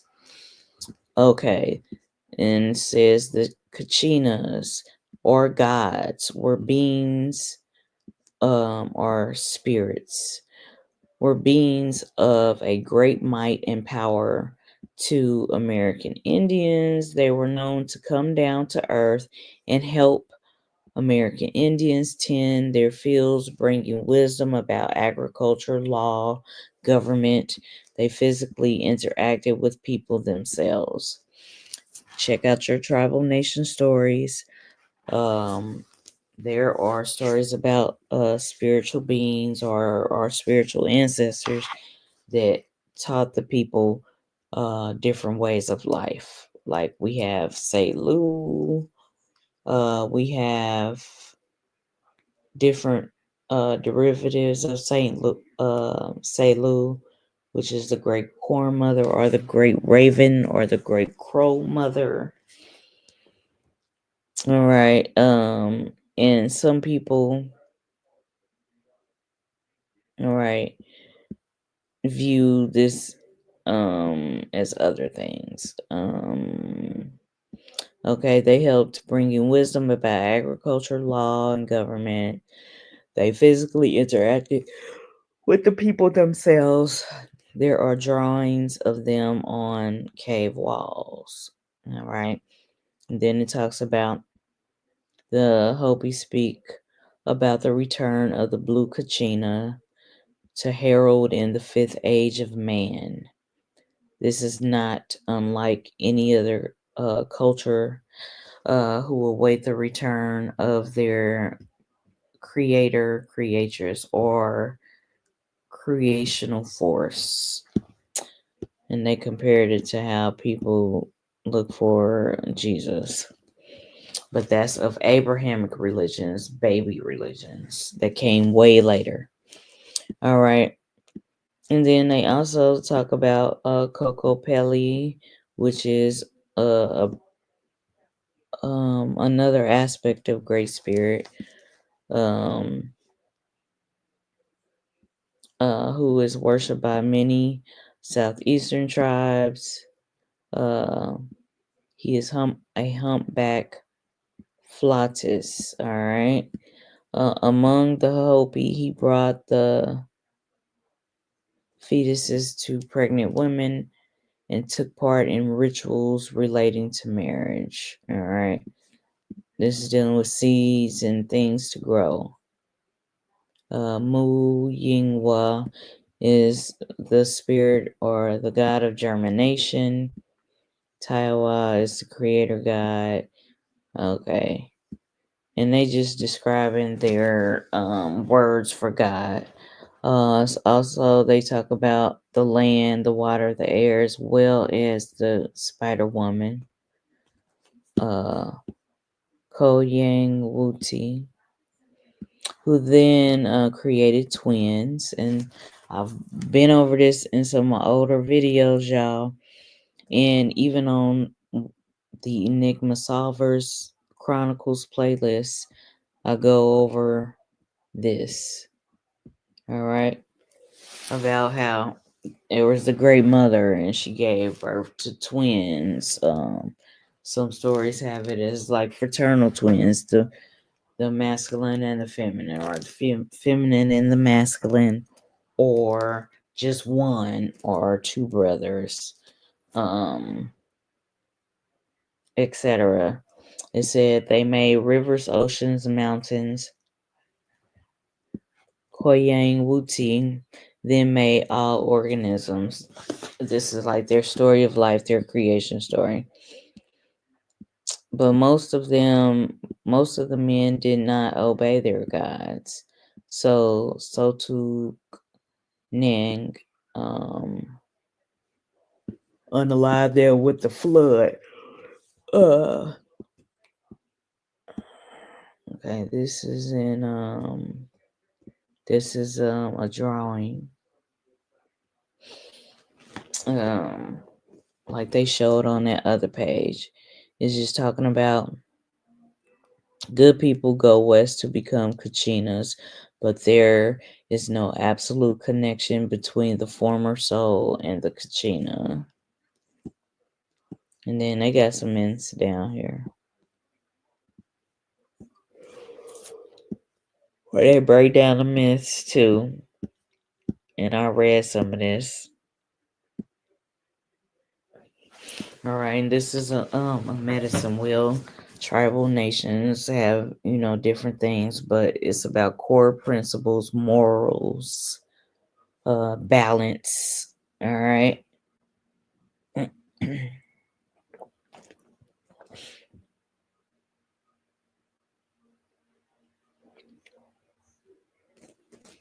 Oh, you got to check that out.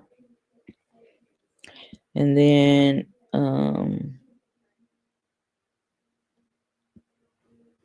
let me see. Okay, they describe, the cycles of life. It's talking about adulthood, childhood, adolescence,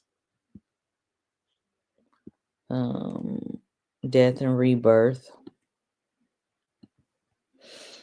and a lot of writings rather, that I have went over on this channel. They always talk about these are the cycles of life: birth, adolescence, adulthood, elderhood, then death, rebirth, resurrection. Before rebirth and resurrection, there's a destruction, the death part or whatever. So it's just the cycles are described in a lot of these writings, and it's talking about restorative justice work. The four quadrants of the circle correspond to this. These cycles of life, these seasons of life, and then it relates it to,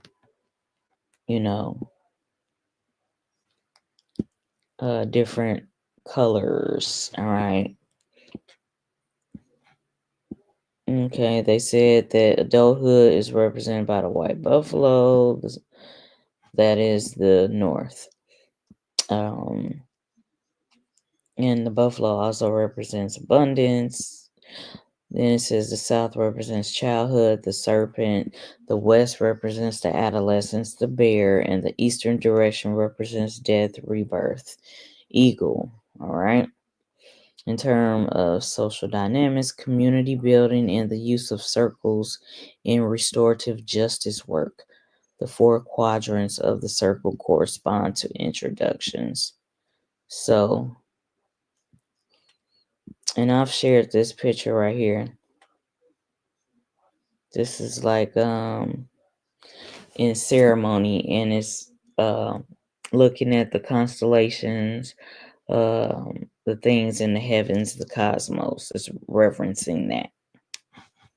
So you can look at your tribal nation and see what the stories about the star nations or the star peoples, what that is about in your language, your tribal nation's stories, and related to this. This is like an overall general one because I was comparing the Hopi, the Anasazi in the Americas versus what the Dogon knew in the diaspora, Alkebulan.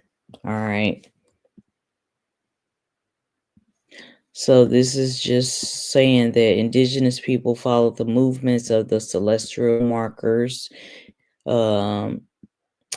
They called it star knowledge.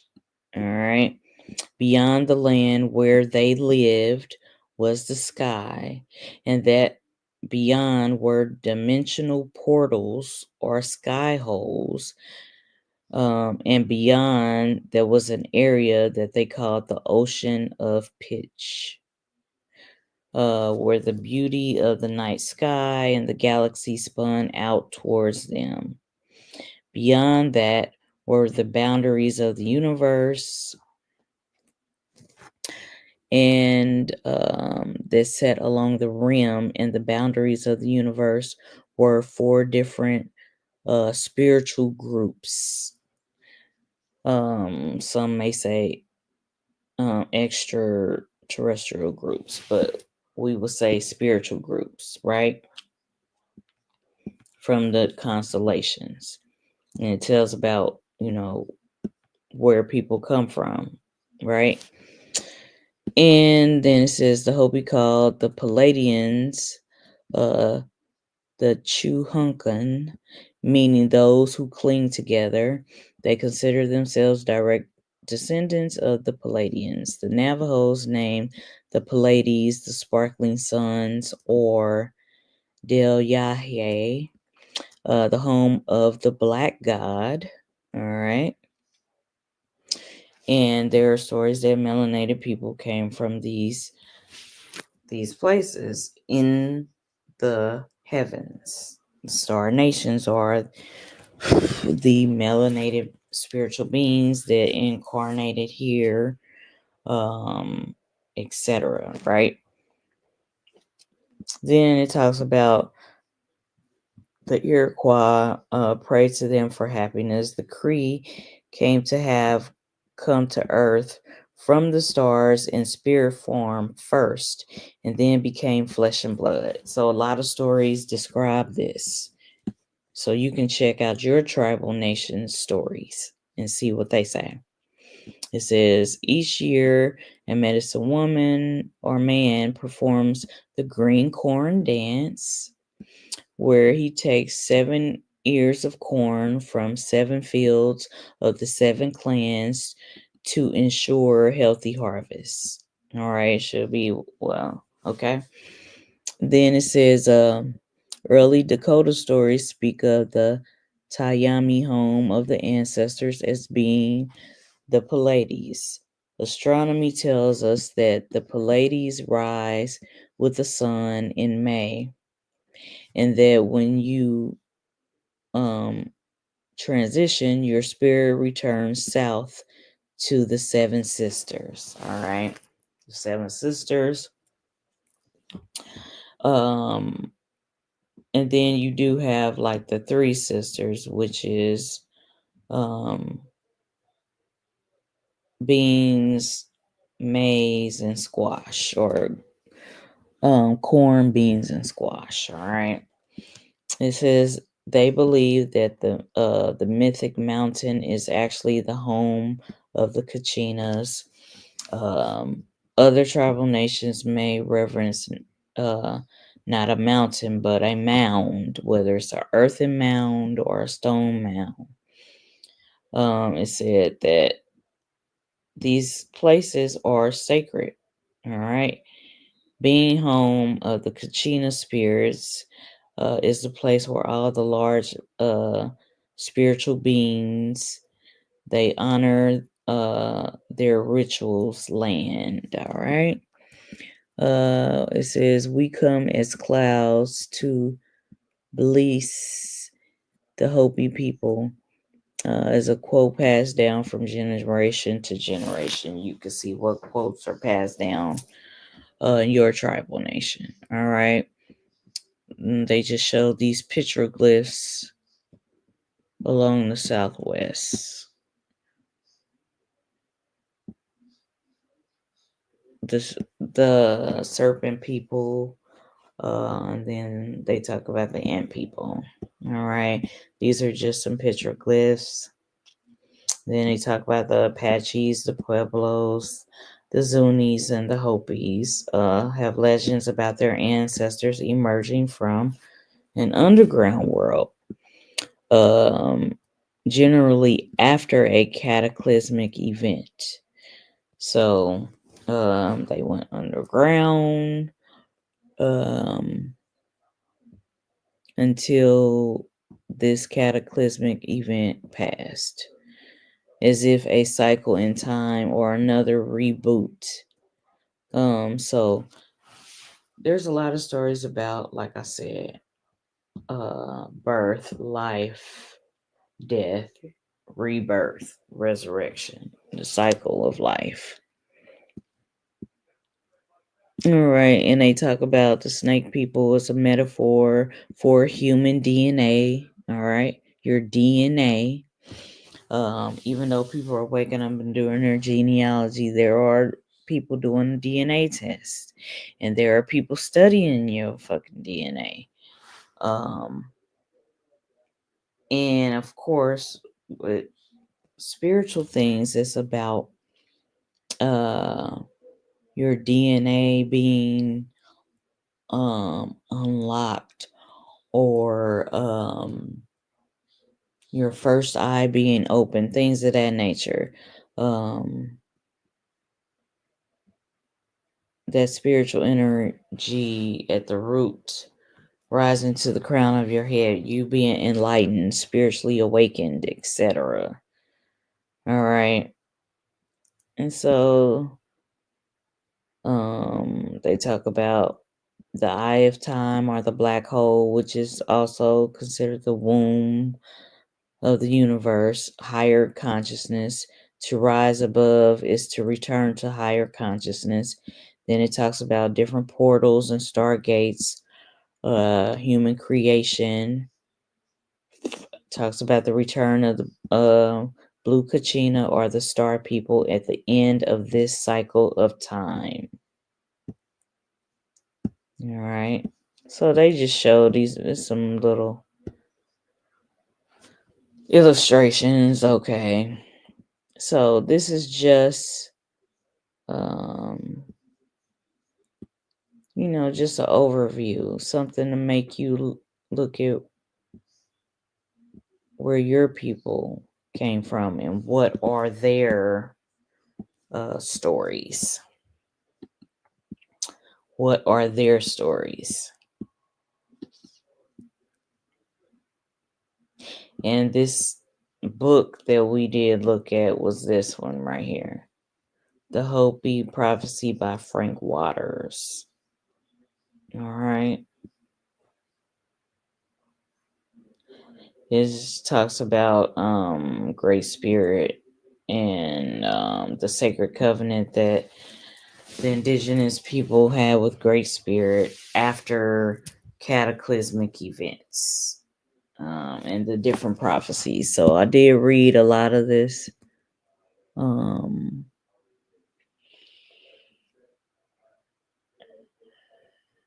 And it talks about an era of purification and a potential for restoration of the balance between humanity and nature.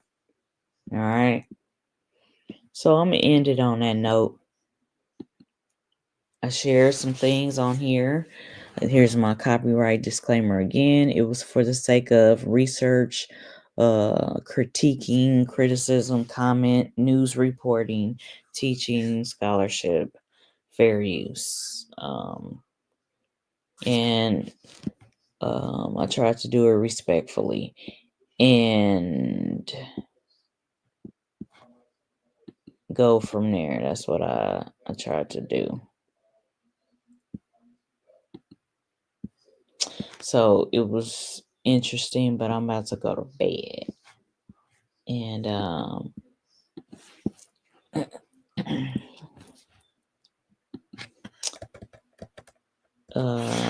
next time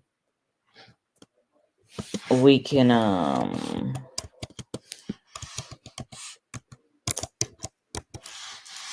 either build on this some more. I'm gonna just flow with the spirit about all of it.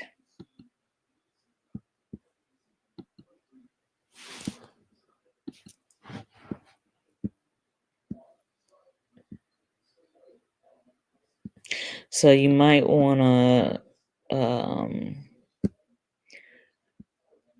check this out. Okay.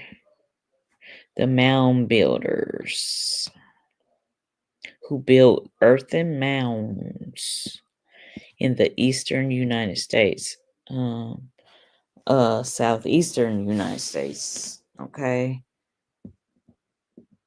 And then you have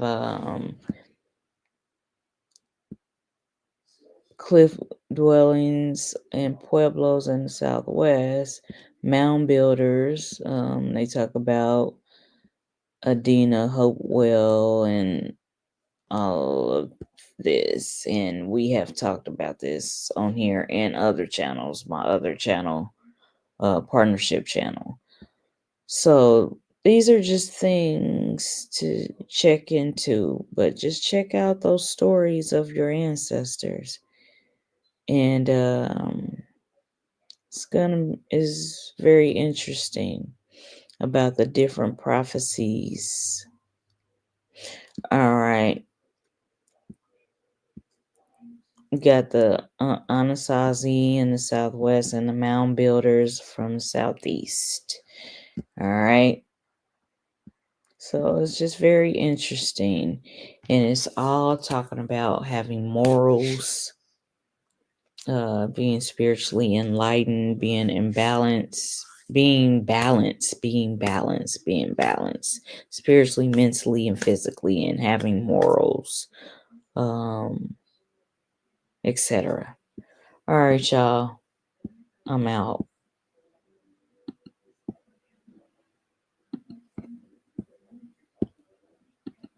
I may do a part 2 at a later date. All right, y'all.